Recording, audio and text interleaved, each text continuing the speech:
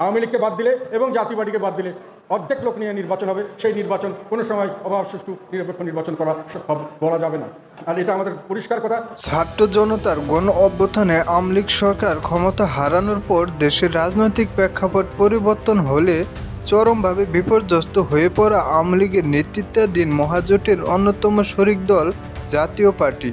কেন্দ্রীয় কার্যালয়ে হামলা, ভাঙচুর, সভা সমাবেশ করতে না পারা জাতীয় পার্টির আগামী নির্বাচনে অংশগ্রহণ করা নিয়ে দেখা দিয়েছে সংশয়।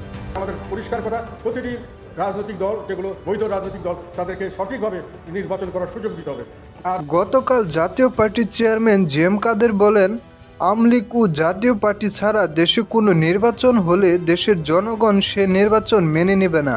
আওয়ামী লীগ ও জাতীয় পার্টি ছাড়া নির্বাচন হলে তা দেশের 50% জনগণকে ভোটের অধিকার থেকে বঞ্চিত করা হবে। মোকাবেলা আমরা জীবন দিয়ে হলো করবো, যেখানে আমাদেরকে বাধা দেবে সেখানে প্রতিরোধ করা হবে, জীবন দিয়ে হবে।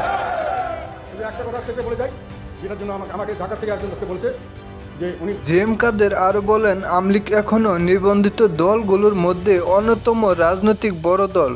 সরকারের উচিত হবে আওয়ামী লীগকে নির্বাচন করার সুযোগ তৈরি করে দেওয়া।